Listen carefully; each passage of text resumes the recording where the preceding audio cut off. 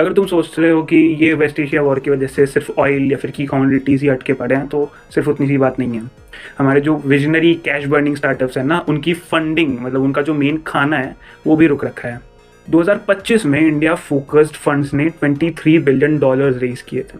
अब वही momentum loose कर रहा है। एक इंडिया फोकस्ड वीसी फंड का $3 मिलियन का कमिटमेंट टर्म शीट के बाद लास्ट मोमेंट पे कैंसिल हो गया। रीजन वही कि जियोपॉलिटिकल अनसर्टेनिटी चल रही है। मकेंजी के सर्वे के अकॉर्डिंग 50 ग्लोबल एलपीज में से वेस्ट एशिया इन्वेस्टर्स अपना 20 से 30% पोर्टफोलियो इंडिया में एलोकेट कर रहे हैं। मतलब ये कोई छोटा कैपिटल सोर्स तो बिल्कुल ही नहीं था।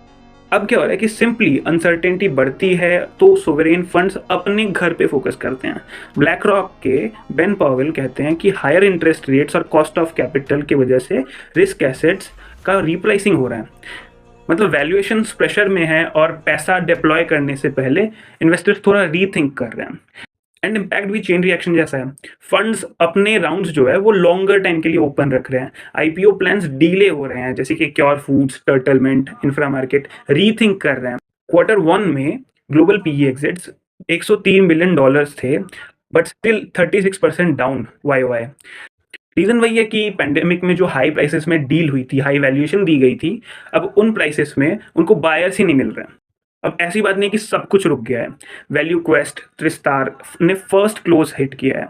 वाटर ब्रिज मार्केट में है और light speed India fund raising plan कर रहा है। मतलब इन्वेस्टर्स एग्जिट नहीं कर रहे हैं, बस टाइमिंग रीअसेस कर रहे हैं। ये कैपिटल फ्लाइट नहीं है, बट कैपिटल हेजिटेशन जरूर है।